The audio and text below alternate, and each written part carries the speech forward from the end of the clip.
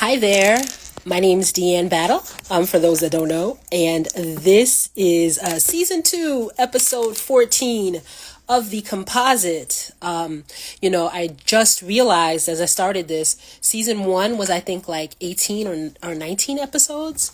And I'm on episode 14 of season 2. So I'm like, oh, do I need to do like another season transition? I haven't figured that part of the TV situation out yet, but stay tuned. Definitely will. All right, so for anybody that will potentially join us, welcome. Anyone that watches the replay, thank you. That is my dog, thanks to her as well. I'm gonna keep it cute today. We're gonna talk about some excuse you, miss, did you just snort at moi? Okay.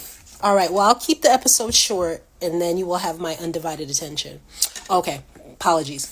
So I wanted to keep it cute today. Again, there's like a lot of heavy stuff happening. I deal with that, but I'm like, let's mix it up.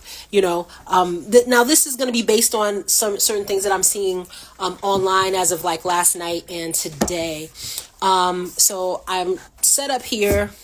And my Mac is on life support. For those that know me, they know that is the case. And I'm just trying to get it to upload so I can get my article game going, because I do have a couple of articles I wanted to look at with you all. But yeah, we'll keep it cute. We'll be discussing primarily Grammy/music stuff. Hopefully I take it someplace a little bit different than some of the other commentary online. And then I want to talk briefly about the royals, because there's like a lot of stuff coming out of the UK and Buckingham Palace that I think might potentially change the equation of what's been going on for the last 2-3 years. Okay. So, but before both of those topics, I want to talk to you about a movie on Netflix called The Kitchen.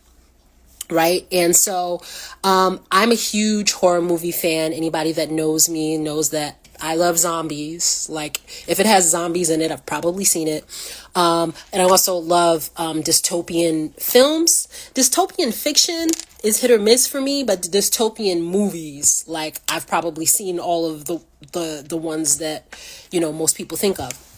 And so, The Kitchen came up, in my feed on Netflix, and, I saw it was directed by Daniel Kaluuya, and I was just like, oh, okay. Now the description was just kind of like a little generic, so I didn't really know what I was getting. And I watched it, and it was good, you guys. It was good. So what is it about? It's about this, and I'm trying not to do spoilers because I don't like when people do that. So The Kitchen is basically about this guy named Izzy, and he, basically, the story is set in the future, but it doesn't look like super, super far in the future. I wouldn't say more than like 30, 40 years in the future, right? So in the future, but, close enough to imagine. And it's set in London, and this guy Izzy, he works at like a new age like mortuary, right? But he lives in a really dilapidated area called The Kitchen, which is basically like a dystopian shanty town. Like, it's the folks are really poor. They like there's one building, one bathroom. Like, it's just not good. And so he works at the mortuary, he's saving up, and he's trying to get out, basically. And it's basically the story of how his life gets diverted in another direction. And there's a woman that he used to date in the past. He goes to her funeral. That's not a spoiler because it like happens in the first 5 minutes. So he goes to her funeral, and he meets her son there.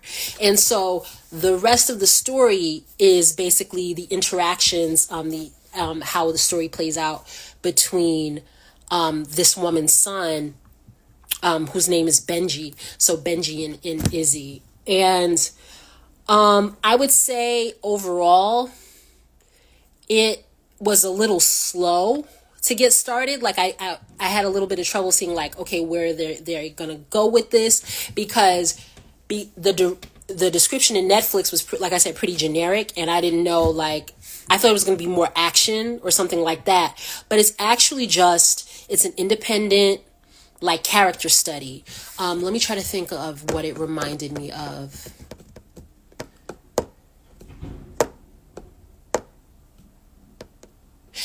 It was kind of like, if any of you have watched The Last of Us, so the character dynamic between, oh God, how am I blanking on this? I just saw this series. Oh yes, Joel and Ellie. So those are the main characters there. That character dynamic of, like, because of the circumstances, like, alternate parent, if you will, and, a preteen, and just the ways in which Ellie, as a character in The Last of Us, really forces Joel, beyond his control, to, like, be more vulnerable and to really take that caretaking role.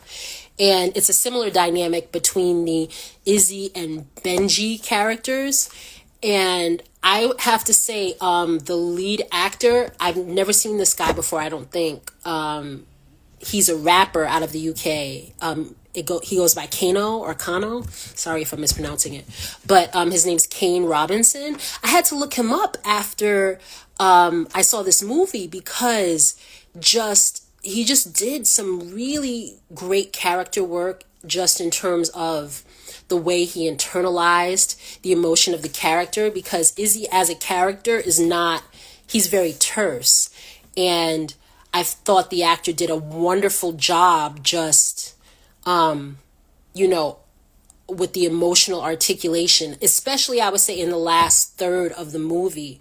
You have these moments where you can see him doubting himself, or the moments where he's devastated, and he never expresses it, but you see it all here. And I was like, wow, he's really good. And then the young man that played Benji, he was great too. He just the innocence, and he's, at one point in the movie, he thought that the Izzy character abandoned him, and the ways in which that you could see the physicality of that, just some really, really great scenes. I mean, overall, I will say, like I said, it started slow, and then there were plot elements that they did not delineate as well. But if you like independent films, and again, if you like scripts that do good character work, this was good. So I recommend The Kitchen on Netflix. I really enjoyed that. And, there were certain things when I got to the end of it, I was like, oh, did they answer this to my satisfaction? But then I realized, like, again, because it started slow, I was like on my phone, I was pausing it and getting ice cream and stuff. And I was like, no, I need to just go back and rewatch it. So that's the first thing out of the way. Definitely recommend The Kitchen. So we will move on to the Grammys. All right. So, I didn't watch the Grammys, but now I'm regretting it because, dude, they brought out Tracy Chapman. What? And I missed it. Oh, I would have loved to see that live. Now, I found a couple of versions of the clip of her singing with Luke Combs, but it's not like the whole song, and I wanted to see the whole thing. So now I'm like, but the thing is I kind of stopped watching award shows in general, like 15, dang near 20 years ago, just because, like, if you're somebody who, I'm a writer, for those that don't know, when you're an artist and, you watch award shows, it's just like, even if you don't do that genre of art, that's how your mind works. And so when you're looking to see people get rewarded for their artistry, and they constantly are not rewarded for their artistry. Because, listen, I'm not naive. Like, that's not how any of this works, right?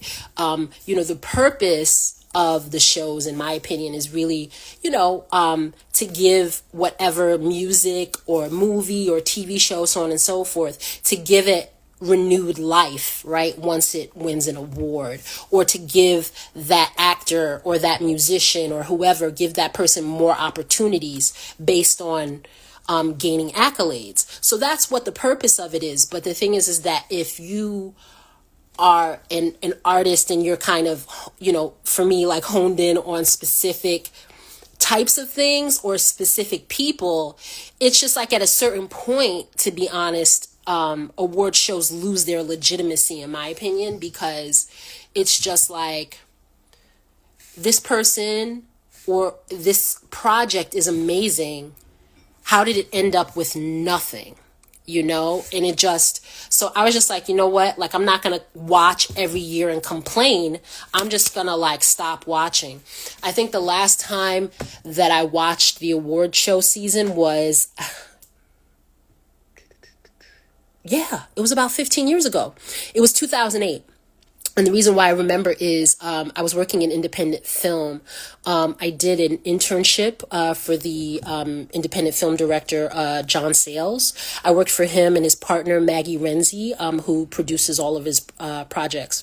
So I worked for them, and then I went from there to an indie film house called Zeitgeist Films. And then I went from there to the Tribeca Film Festival. So, at that time, I thought I was, maybe had an opportunity to go into entertainment.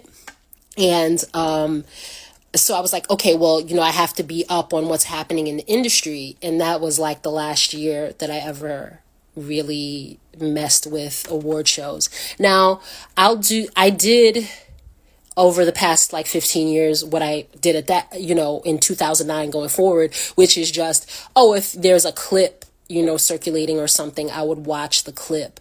But it's just like I said, when you see like people really giving you soul stirring music and soul stirring, oh my goodness, can't speak today, stories, and you see that they're not getting their props for it, it's just kind of like, I don't got time for that, right? Like, why aggravate myself? So this is a really long preamble to say I missed Tracy Chapman.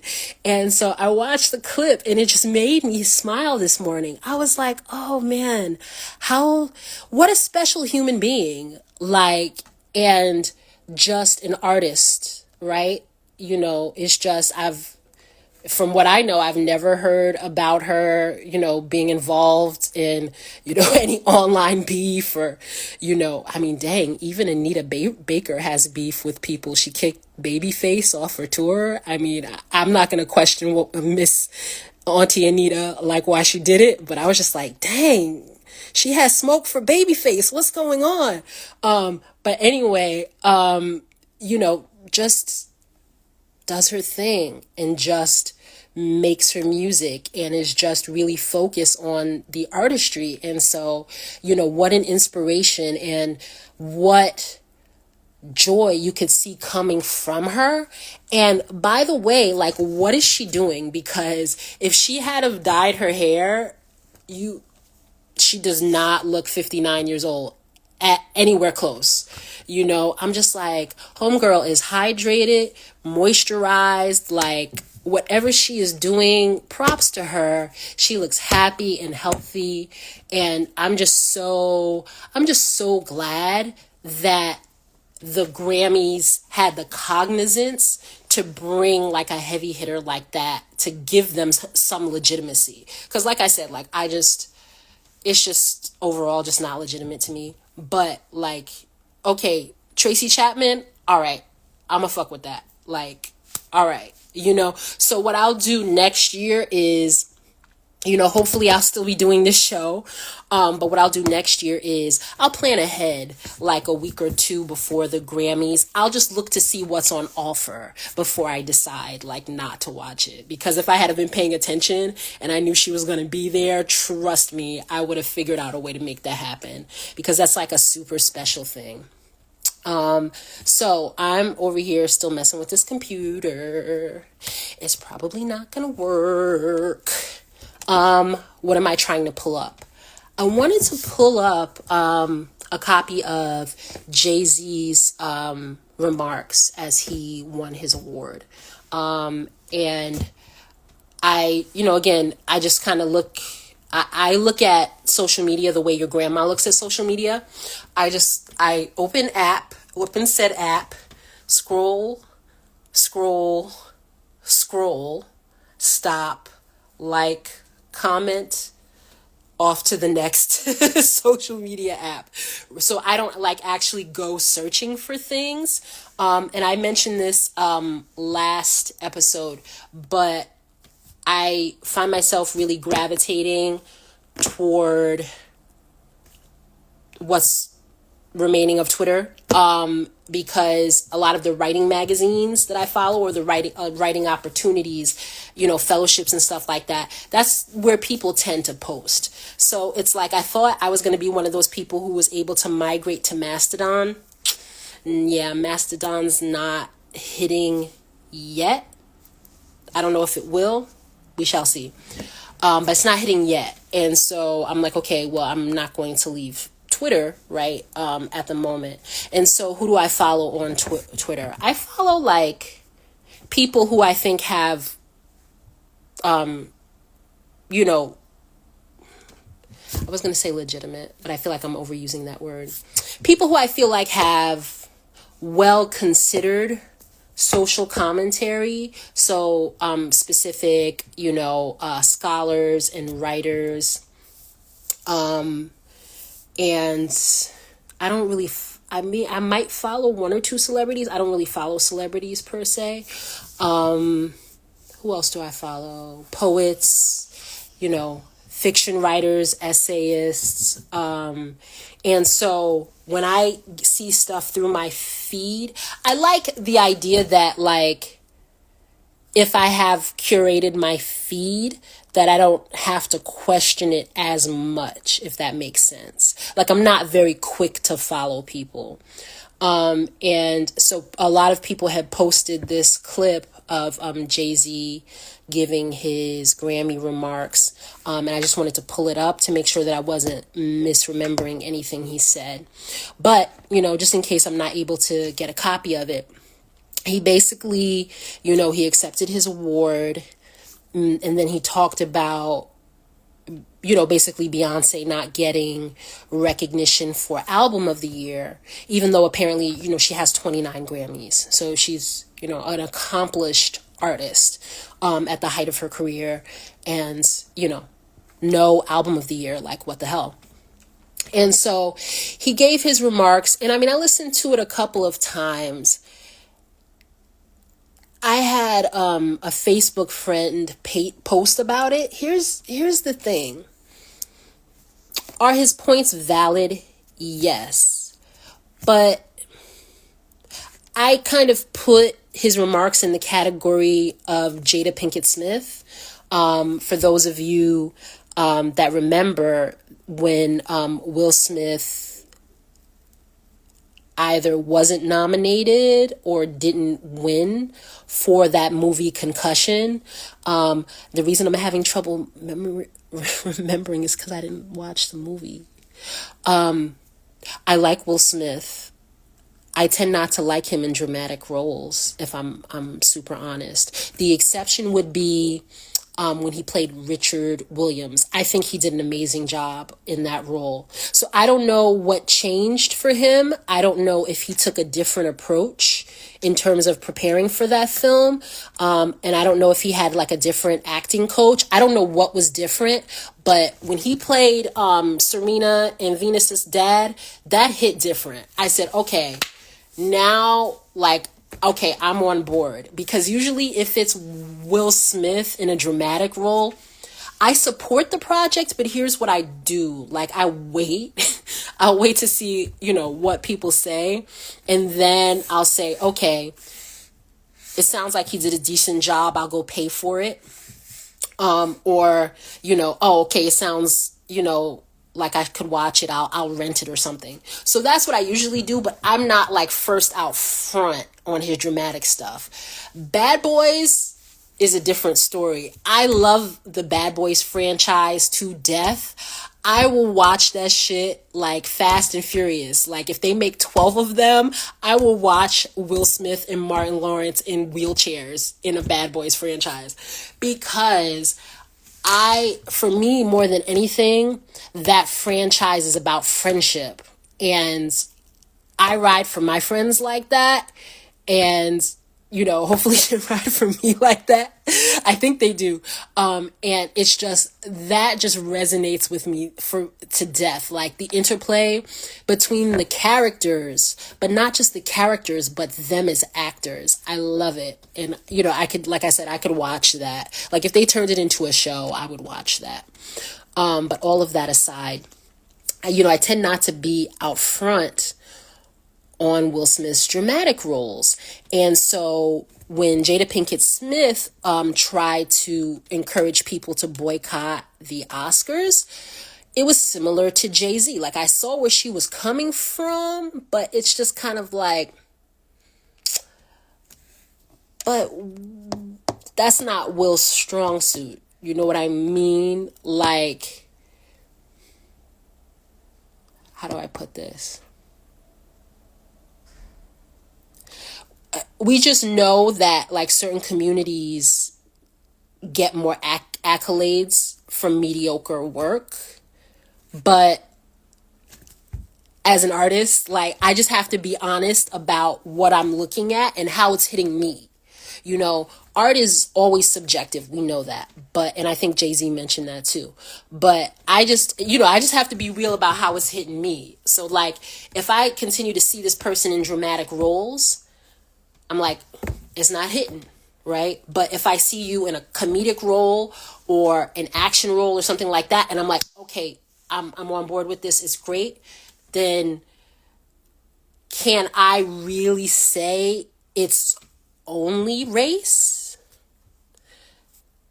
So hopefully you can see where I'm going with this, right? And so I saw, why Jada wanted to make a comment, right? Because she's seeing how hard Will works behind the scenes to, really, and I know you can tell, like, listen, I don't know how I brought Will Smith into this. I'm going to move back to Jay-Z, I promise. His work ethic is not a question, right? Like, you can tell Will studies and like, and prepares for the role. So like, that's not a question. It's just like, there are just certain things that are maybe not as much in your wheelhouse. Again, not sure what he changed up for the God, I'm sorry, I'm forgetting the name of the movie, but for the Richard Williams portrayal. But I thought he did an outstanding job. So when they, slap aside, when he got an Oscar for that, I was very happy because I felt like, okay, what I experienced as a viewer and as an artist, lined up with what the Academy thought as well. Okay. Now, when back to Concussion, I just was not motivated to see that movie. So when Jada was like, well, we need to boycott and da-da-da-da, I was like, sis, this is not the project, I think, to the hill to die on. And I kind of feel like that's the same thing with Jay-Z, if I'm going to be real. Because here's my thing with Beyonce. I've always enjoyed Destiny's Child. I think, they were a brilliant idea as a girl group. And, even through all of the lineup changes and stuff like that, I was still on board, right? I think that music and those songs for that, time period, I think it endures, right? But when Beyonce went solo, I want to say those first 3 albums, I couldn't sit through the whole thing. There were songs, right, that were great, She puts in her work as an artist, same as Will Smith. The dedication to craft is not a question. All right, so we'll take that off the table. But there have been a couple of things throughout Beyonce's music career that have always kind of hit me the wrong way. For the first 3 albums, oh my gosh, I hope I don't get attacked by Beehive people. Although the Barbs, the Nicki Minaj fans are seem way more off the hook than the Beehive people. But I'm just, I'm a nobody giving my opinion. All right. So those first 3 albums, I could not stand her voice. And here's why, because she used to have this thing, and my friend of mine and I were like, yo, she sounds like an angry chipmunk, because it was like, as a vocalist, she wasn't changing her articulation to give you different emotion or to give you emphasis. She was just getting louder and like screaming, and she just sounded like an angry chipmunk. And it's just like, oh my God, because she stopped doing the angry chipmunk thing. So that was one thing. But the second thing, well, before I go on to the second thing, but listen, that's improved, right? Because what's happened? Again, I don't know what she's changed, if she's changed the vocal coaches that she's working with, or if she's changed her production team, but she has access now to her lower register. And her lower register is much richer, and, the articulation that she does, her breath work, her, again, her range, the way she can hop in between notes and stuff now, it's just like, okay, it's like I see what you've done. And so now when I listen to her, I'm getting something different, if that makes sense. Now I'm like, okay, so now you have a voice where I could listen to a full album and not be like, ooh, this is kind of like, hitting me the wrong way, in terms of like, there's almost this tinny element, like she's in like an empty tuna fish can. I know what I'm saying sounds weird, but I'm a writer. I'm just trying to describe it. But yeah, it just like this little tinny, echoey, angry chipmunk, right? In a tin can. It just was like, it was too much. And so she doesn't really do that much anymore, right? And the voice work is great. And so I listened to most of Renaissance, and I was like, yeah, okay, I like the sound that she's creating just, with her instrument. So she's changed that. So the second thing that I had a problem with, it was worse on the first 3 albums, but it still endures. She has, in my opinion, just my opinion as a person who loves music, she has too many cooks in the kitchen. And so it just feels sporadic. Like the albums that I love and the artists that I love, like my favorite artist, hands down, outside of the greats, like, Prince, Michael Jackson, so on and so forth. Like, if we think about contemporary artists in, let's say, the last 30 years, hands down, my favorite artist is D'Angelo. D'Angelo creates a listening experience, right? And so I know when I get a D'Angelo album, which I probably won't get one for like another 20 years, but when I get a D'Angelo album, I know I can put that shit on and walk away and be in my house. I can put that shit on in my car and just let it go. I don't have to worry about skipping around. Now, listen, after the first couple of times, obviously you skip to your favorite songs, but I know that he's creating a groove and a vibe that I can like lock into. And so how does he do that? It's unity of purpose and unity of concept. And now, I know you're like, well, she had Lemonade. I listened to Lemonade full out twice. So maybe I should, to be fair, go back and listen again. But it still did not have that unity for me, because I can tell it's not the same producer. How can I tell? So my parents are music nerds. My dad especially. And so sometimes, like, when I was a kid, I would just sit and we would listen, to a James Brown and JB's album. And my dad would give me the liner notes, and he would talk to me about who played bass guitar on that album, who produced the album, oh, this person used to work with Marvin Gaye, this person worked with that one, and whatever. And he's just like, oh, this artist gets their sound from this person. So I'm not as hardcore about music, but like, I think I have a decent ear. All right. And so when I was listening to Lemonade, even though I think thematically, she had her concept down pat, which was amazing, right? Because it was really about betrayal and redemption, right? So your husband cheated on you. Now what do? What choices do you make?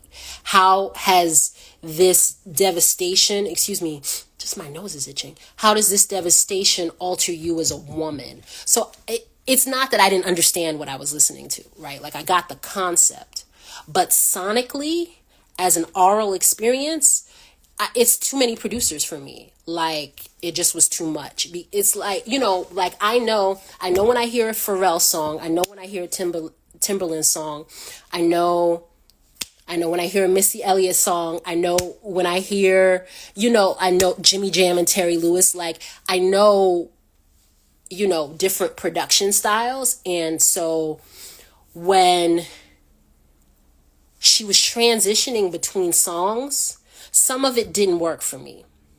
Not all of it, but some of it didn't work for me. And so why am I going into this detail?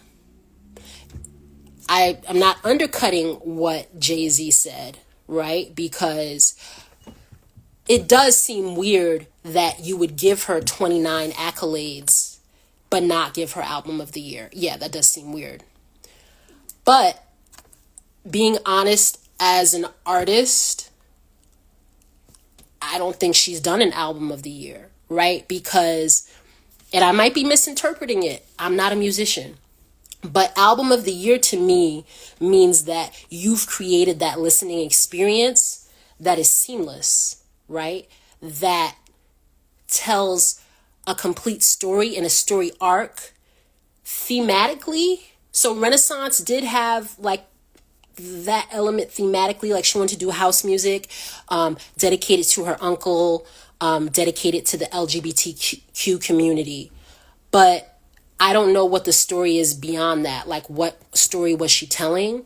And then, again, I did listen to it, and it was still that kind of sporadic, kind of all over the place and overproduced. She has the vocal chops now. You don't have to do all of those theatrics in the background, right? Like, here's what I would love from Beyonce. There are 2 Beyonce albums that I would purchase sight unseen. The first would be a kind of stripped down acoustic soul, not neo soul, but like an acoustic soul album. Like if she went into a whole kind of Shaka Khan, almost Etta James, which, she did portray Etta James in that movie. Who else? I'm trying to think of, I'm sorry, I'm just having some brain fog issues today. But yeah, who's the other artist that I was thinking about? She wrote I Can't Stand the Rain. Not the Missy Elliott sample, but like that original song. That 70s soul funk, that type of sound, I think Beyonce is like capable of that, right? Like if you got Raphael Sadiq to produce that album, And then you got her a smaller team of like a Jasmine Sullivan and Babyface and Robin Thicke, right? Those are people in the R&B slash soul space that I think, write really great music. Robin Thicke, when he writes, I've been surprised the more that I've learned about him as an artist. Here's the thing about Robin Thicke. His music as a solo artist is hit or miss. But the stuff that he writes for other people is great. He's a really great writer. And so I think like a team like that, they would kick ass on that. She could handle that, amazingly. And then like if she were to do like a duet with like an Anthony Hamilton or Tank, or I would have said Tyrese, but Tyrese is struggling. What is going on with Tyrese, y'all? For real, pray for Tyrese. He seems like he's going through a lot. I'm just so that album that he did, I think it was called Black Rose with Shame on it. Oh, that's a gorgeous album. And I remember like I saw him, he went on a radio show or something and he debuted that song. And I was like, he did this as an independent artist? Oh shit. Tyrese is highly, highly talented. But the reason I'm bringing him and Tank and Anthony Hamilton, because to my ear, the quality of their voices and the quality of Beyonce's voice, I think would really produce some really wonderful stuff. And then like, again, Jasmine Sullivan, I love her. I wish that more people were invested in her. I'm not saying, oh, she's not popular enough. I'm not, making that presumption. But I think when I'm listening to her music, similarly, like sometimes there's discord in the album. Like she'll have 9 songs that kick ass, and then there'll be like 3 or 4 songs that are like, eh. And I don't know if that's because she doesn't have access to better production, or I don't know what's going on there. But her writing is on point. Her singing is gorgeous. I love her voice. And again, the quality of her voice and the quality of Beyonce's voice, I think would go well together. So I would buy that album sight unseen, because I know that shit would be fire. The other album, because some gossip blog I was looking at a different story, but then it started talking about Beyonce, and it said that her next album, allegedly, she wants to do a country album. So here's the thing. I think that could be fire too. If, I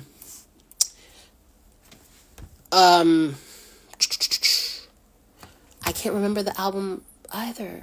I don't know what's wrong with me. Like, the older I get, my mind is just like shot. I don't know if it's because I'm tired or perimenopausal. I don't know what's happening. I can't remember anything. But it's, if she does a country album, I would love it if she had like John Mayer play guitar on it, or had him involved in the project somehow. Because the album that he did, I always forget the name of it, but it had the song, My Dear, we're slow dancing in a burning room. I bought that the first time I heard that album. It's amazing. If you have not heard that album, oh my gosh, check that out. And here's the thing. I don't actually like John Mayer as a person. He's like really problematic, but he's super gifted. And I think that if she did a country album, having like John Mayer, Gary Clark Jr., just having like a really gifted guitarist that can flow between like a blues / country vibe would be amazing. Another artist that I really love, Sheryl Crow, her country album, which I also do not remember the name of right now. That album is is amazing, and she could do wonderful things, I think, like either as in a collaboration with Beyonce or as like a songwriter or producer. Who else? I don't know if you all know, Garth Brooks did an R&B album in an alter ego. I think it was Chris Gaines. That album kicks ass. And when that came out, I had it on rotation. And I'm bringing that up because I think bringing Garth Brooks out, I think that they could do a wonderful collaboration together. And then also having somebody like Darius Rucker either write a song or two or having him in the production would be great. And because Darius Rucker is mostly known for Hootie and the Blowfish, but he's actually very flexible in terms of genres and stuff like that. And I think he could be really cool in terms of being instrumental in, navigating that genre shift. I would buy that album sight unseen as well, because I think Beyonce is in a really wonderful place in her career right now. I mean, the only person that she's competing with is herself, which is where I hope to be eventually. I've got to get this first book out, though. So that's what I'm working on this year. I've got some really great opportunities coming up soon. I'm not ready to share them yet, but I will. But all of that being said, I think she's in a really dynamic place right now. But when I hear album of the year, I'm thinking unity of sound and unity of purpose. And if I'm honest, I haven't heard that from Beyonce yet. So here's the thing. I don't know what the politics are behind the scenes, like in terms of what she and Jay-Z are having to deal with, which is factoring into it. And again, other people get accolades for mediocre shit, right? So I'm not saying that his argument is invalid. It is valid. But at the same point, as somebody who loves music, again, and somebody who loves art, like really, I like being able to watch something or hear something and have it affect me so deeply that I'm curious about the process. And even though I've appreciated Beyonce's music more over the years, I haven't been curious about her process yet.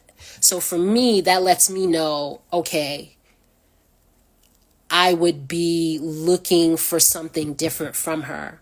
But I applaud her commitment to evolution, because she could have just given her fans 12 versions of Crazy in Love, like just give you the same album. And she hasn't done that. So, my hat's off to her.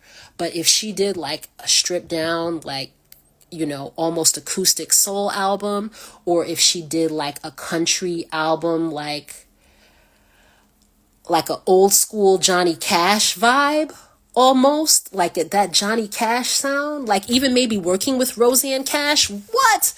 I love Roseanne Cash. I would be dialed in for that shit. Like, and I think she's done enough to have it in her. Now, separately, as a people, these institutions are not built with us in mind. And so the most I hope for as an artist is the opportunity to publish my books and connect with an audience and really have my audience understand what I'm trying to say and appreciate what I'm trying to say. Anything else that happens is extra, especially since, I primarily, write about Black people, Black families, Black women. I know that it's not necessarily going to have that broad appeal. So am I going to be like, man, I sold X number of books. Why didn't I get a Pulitzer? Like, it feels a little, after a while, like you're begging these people to accept you. And so that I want better for Beyonce, right? And I'm not a beehive person. As you see, I have been kind of critical. I'll come back to that in a second. But I am proud of her, right? A lot of what she does represents some of the innovation and the best of what our culture has to offer. So how could I not be proud of her? But am I feeling everything she does? Like, no.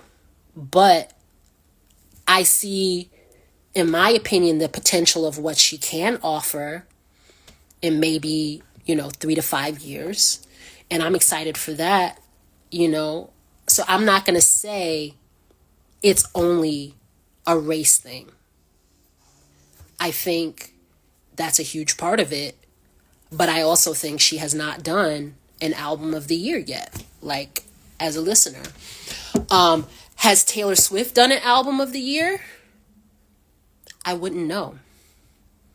I haven't sat through a Taylor Swift album. I'm not there yet. She has that song, I knew you were trouble when you walked in. Okay, I like that. Trouble. Okay, yeah. When that comes on the radio, I don't switch. But that's as far as Taylor and I go right now. That might change. It seems like Taylor Swift is an amazing songwriter, because when I see, students and stuff, or when I see her fans talking about her, like they talk about her lyrics. So I think that, that's really where she excels. But yeah, I haven't not ventured to listen to Taylor Swift album yet, and I have broad music taste. So it's not because she's a white artist. It's not because she's a pop artist. I love pop music. I love Britney Spears, but I think maybe it's part of the way she's marketed. It just doesn't seem like it's for me. And, oh, hey, thank you for joining. I think it's part of the way Taylor is marketed. I don't think she's, necessarily for me. And it's just, some of her stuff sounds similar. I have that issue with Adele. I love Adele's voice, but I feel like she only has one song, because when I know Adele lyrics, I end up singing it over the wrong song. So sonically, there's not enough distinction there, even though I recognize that she's talented. So I'm not trying to downgrade Taylor Swift. She's talented. But, because I think that's a lot of the arguments I'm seeing online too. They're like, well, if you think Beyonce doesn't deserve album of the year, you think Taylor Swift deserve it? I have no idea if the child deserved the album of the year, because I have not listened to it. Don't plan on listening to it. But, those are just my thoughts about Beyonce. I just think her albums need more unity for me to say, okay, that's album of the year. I also saw some stuff online. They were saying Lauryn Hill was the last black woman, to win album of the year. And that makes sense to me, right? Because the education of Lauryn Hill, right? You see her trying to understand what is love, these different versions of love. And then she finally realizes at the end of the album, she has to love herself, right? Now, has she executed on that since the album came out? I'm going to leave that alone. But the ways in which she was sonically able to layer that in terms of lyrics, in terms of the collaborations, right? So, D'Angelo, Carlos Santana, who else was on that album? So it's a great unified album. It still slaps. Like, when's the last time I listened to that? I think in December, when I was doing my commute, I listened to The Miseducation of Lauryn Hill again. And so I haven't gotten that out of Beyonce yet. But I really wish, and that's why I brought up the Jada Pinkett thing, that if you know you're in a hostile environment, like, you know, the accolades generally tend to be few and far between. And so she's actually overcome that hurdle, right? Because if we were sitting at this point in her career, what, 20 some odd years in, and let's say she only had 1 Grammy or 2 Grammys, then I would be like, okay, yeah, even though I'm not her biggest fan per se, yeah, she's being robbed. I could see that. But at this point, to be frank, it kind of feels a little bit like first world problems and just kind of rich people whining. Sorry. And, you know, again, this is someone who's very much against institutionalized racism and white supremacy. But I'm just like, is this the hill y'all really want to die on? Okay, so she didn't get Album of the Year, but she has 29 Grammys.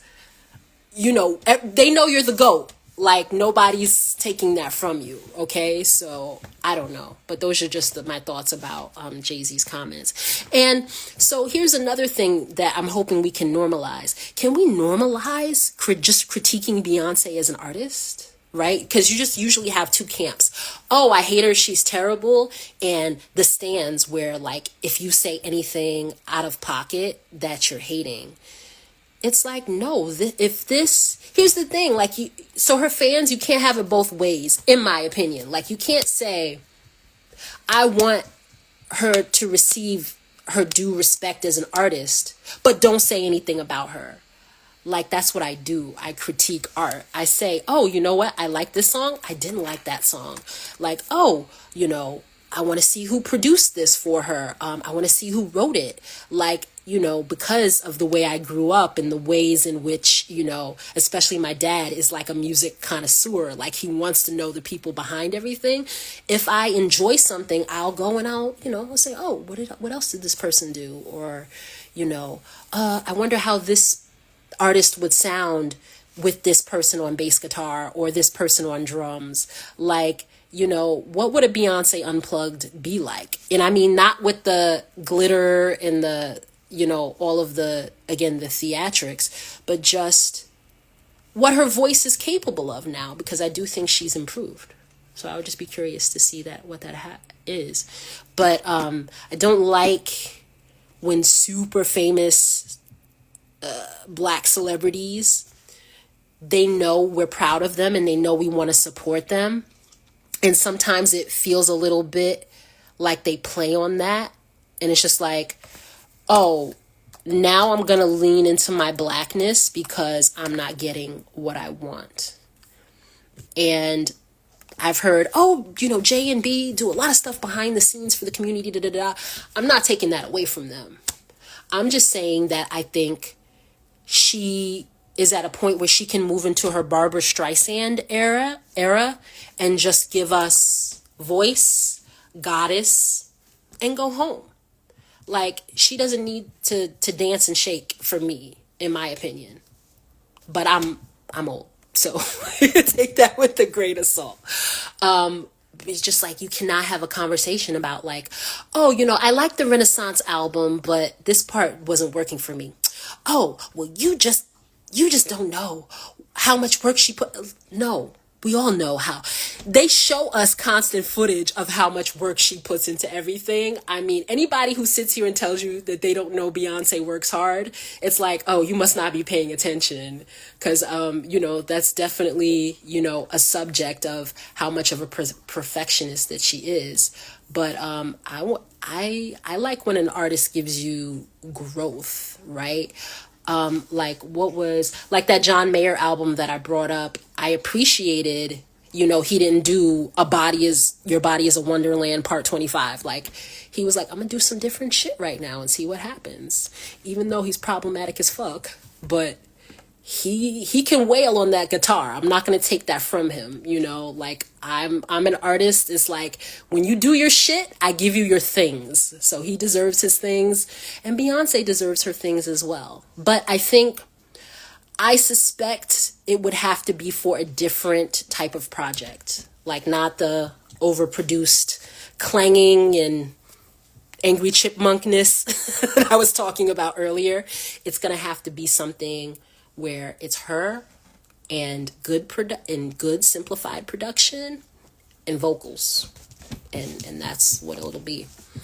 So yeah, I finally was able to get my computer on. I'm going to move into my last topic for the evening. The royal family. Ooh, child. Struggles. Buckingham Palace is struggling. What? Hold on a second. Let's see. I'm just trying to pull up where I saw this article. I'll be with you in a second. Because the article sparked a really interesting idea for me.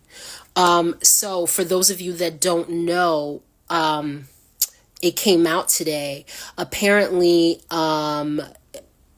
King Charles III has cancer, which I ain't gonna lie. I know Diana is somewhere cracking the fuck up because this dude waited all his life to be king, and he's been king, what? Has it been a year even? Like barely a year, and then now he has cancer.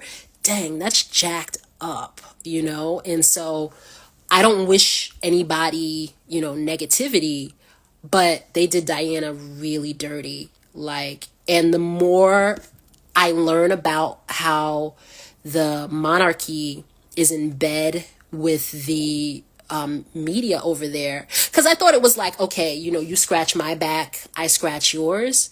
It really seems more like they cannot print stories about the royal family without permission. And so that's just propaganda at that point. Because when stuff was coming out about Harry and Meghan, listen, I knew those folks in the UK were wearing that girl's ass out, but it's just, you would read something, and for me, like, it's just like, well, how many times do I see similar stories? So it's like, well, the publications over here and the publications over there are kind of saying similar things. So at that point, I'm thinking, oh, like there must be something true to a certain extent. But what's really, as stuff is coming apart at the seams, it seems like sometimes there's a lot of projection, like something will actually be true about Kate, but then they spin it and say it's really Meghan. And so I'm like, oh damn, well, if they're doing that, then they lie about everything. So how much did they lie about, they were lying, but like how much did they lie about the whole Diana situation, and how much was covered up there? So all of that being said, I don't wish anyone negativity, but your dirt always comes back. It always comes back to bite you in the ass, right? And so he has cancer. Princess Kate is somewhere. And the Spanish reporters that are exclusively focused on the monarchy are saying that she's in a medically induced coma. And initially they said she was going to come back to be a working royal in May, but now it's extended to June. William allegedly can't work now because he's with the kids. I don't know if I necessarily believe that he's with the kids. Even though there was a lot of negativity, and there still continues to be a lot of negativity printed about Harry and Meghan, they at least seem fun. Will and Kate seem just boring and bitter. I'm just not interested, and I've never really been a royal watcher, but my mother was a huge fan of Princess Diana. So, I just grew up, hearing stuff here and there. And I think she was a fan because, I have two uncles that died of AIDS and HIV. So my family, we really respected the work that she did, the fact that she was willing to touch people, because at that time, if you were related to someone or someone who got the disease, like in those early years, they were telling you, don't touch them, wear a mask and things like that. And so I remember my one uncle, as he was dying, I'm sorry. I don't mean to get emotional. But he was wasting away. And, the fact that I couldn't really hug him, I really had a lot of respect for her that she was still able to give people, oh boy, I did not expect to get emotional, give people their humanity as they were suffering. And she didn't have to, right? Because she was royalty. So for me, like politically and socially, I respected her for that. And so I felt badly for her that here is a person who, again, whatever was wrong with her, whatever her foibles were, here is a person that without being forced can see people, but she's not being seen and she's being mistreated. So I was always like, you know what, that shit was not acceptable, and that wasn't cool. So I just wonder how much did the press cover up, because I think it's a lot more, and the situation is a lot deeper than I actually gave it credit for. So I just always, again, as an outsider, I felt like Harry and Meghan should have stuck it out a little bit more, at least just to piss them off. But if it's that vicious and that pervasive in terms of bullying, in terms of the stories that they're, printing and stuff like that, okay, yeah, I can see why they didn't want to be bothered. But I think Buckingham Palace might need to put out the bat signal because, let's see, Wall Street Journal, they wrote a whole article about it. And I want to show you the part that I saw as a red flag. Okay, so let me just show you this article here. This is fascinating.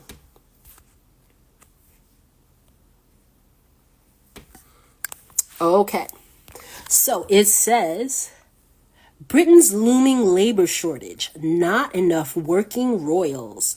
Okay, so am I behind the paywall here? So I just figured out, oh yeah, I am.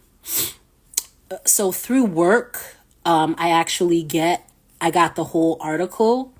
Dang. All right. So next time, I'm going to do the show on Wednesday too. So I will, actually log into my work account. I won't do it on my work computer. I'm superstitious about that. But I'll log into my work account so I can go through articles with you guys. So I have New York Times, through work, and then I have the Wall Street Journal. So I can be a little more official now. Okay. So I'll have names of everything. Again, I give my opinion, but I don't like to talk out of my ass. So basically, let me give you the long and the short of it. So, as King Charles has taken on more duties in the royal family, and as he's ascended, he's really focused on a pared down royal family in terms of how they're spending money, and how many royals they had working. So they had at one point 15 royals working. Harry and Meghan left, and then Prince Andrew, we all know what that deal is. So he's been kicked out essentially. And then another royal is not working. So now they're down to 11 people. But the problem is that out of 11 people now, King Charles, Prince William, and Princess Kate are not working. So they're like, well, shit, do we have to send Princess Anne to everything? Because apparently right behind Charles, she does the most engagements. She did 410 engagements last year. So now the public is concerned. And I had no idea. They're like, listen, we pay y'all mofos. We want to see you. And they're getting upset. And so there is a firm, right? So we have KKR and all of those sorts of like financial firms that crunch numbers and stuff. They have financial firms over there crunching the numbers. And homeboy was like, yo, we spent $4.5 million on Royals travel last year. And I know y'all not trying to spend up all our money. Like, where's this money going? And this is why we don't need the monarchy. They're on some stuff like that. So that was the paragraph in the article that I was going to show you. So I was like, oh, does this mean that they need to put the bat signal out for Harry and Meghan? Because they have to do something. I'm sure they're scrambling right now. This is a whole crisis because, again, the Spaniards are like, Kate is in a medically induced coma. She had abdominal surgery. I don't know what type of surgery. One article that I saw said, I guess during her last pregnancy, her abs kind of like separated, which I forgot what the condition is called, but sometimes like women have that if you have like a difficult birth or something. And so they were going to fix that. And then I saw another thing that said that she had a hysterectomy, which, so here's the thing. She doesn't seem like a great person, but that part, I feel badly for them, because to have people talking about like whether or not you had a hysterectomy, it can't, that's not great. But I'm just saying, I'm just repeating like, what the article said. But she had something, and there was supposed to be like a 5 or 6 day recovery period. And she's been in the hospital the whole time. They said William came once with his PR guy for 15 minutes and then he bounced. Her family has not seen her. Her kids have not seen her. Some people say allegedly they saw her on FaceTime. It's a very weird situation, and it seems pretty critical. So I'm sure that they're scrambling now. But I wonder if that changes the calculus for Harry and Meghan. Now, a friend that I just spoke to before I hopped on to do the show, she told me that he's been officially like deroyaled. I know he couldn't use his Royal Highness anymore, but I didn't know they like officially snatched his title. So she was like, she wasn't sure if he could be reinstated. They might want to let Harry do like a W-4 or something as an independent contractor, because I think that would take some of the heat off this situation. Because another thing that I'm seeing that's spreading on social media is some people are saying that it was a domestic violence incident that precipitated her ending up in the hospital, and that if that were to come out, like, people don't want their future king to be like an open wife beater, right? And I say open wife beater because I'm sure over the hundreds of years of history of the royal family that's happened. I mean, it happens with regular people, so of course it happened there. So that's one of the wilder conspiracy theories. But as the situation, spirals out, I know that they want to avoid like all scandal and all gossip. And right now it's not really succeeding. So I wonder if they would bring them back. Now, should Harry and Meghan entertain coming back? No. So here's why I say that. Because it's similar to what I was talking about with the Grammys, right? Like, their institutions, if they make it, they make it clear this is a hostile environment. They don't want you there. So it's like, why go back to the bullshit? It seems like they'll have, that they have a lot of new projects coming up with Netflix, right? So cool. I mean, the only reason that I could see it possibly making sense is because I think from what I can tell from Harry's statements and his body language, he does really love his family. And it seems like he would miss them, especially with his father being ill. I'm sure he would want to mend any fences, in terms of what they have going. But But yeah, like, I would see stuff about, oh, Harry's jealous of William and da da da da da. And it's actually looking more like William is jealous of Harry. So I'm like, whoa, the UK papers are just like propaganda arms of the royal family, which, I mean, it's not that surprising, I guess, just because I'm an American. I just wasn't thinking about it that much. But when you're getting negative press about a person from everywhere, it's like, oh, well, there must be like a kernel of truth to it. And it seems like maybe that is not the case. So that is an interesting situation. And I'll definitely keep my eye out. And, but I've just learned from experience, like, some of these, some neighborhoods, they don't want you there. Some communities, as a teacher, these people don't want you teaching at their schools. So I'm just kind of like, okay. And I am going to exit stage left. And so it's been a hard lesson to learn, but it's just like, at this point, it's just, there are just certain environments I know I'm not going to get validation there. It's not. So if I have to engage or participate as a necessary evil, then, I show up, do what I need to do, and leave. But that's how I was kind of feeling about Jay-Z's speech during the Grammys, and that's how I'm kind of feeling about Harry and Meghan, if they return to the royal family. Like, maybe return, but don't expect anything to be particularly different. Although, like, maybe it surprises me, right? I mean, I feel like they were hostile to Fergie back in the day, but then over time accepted her.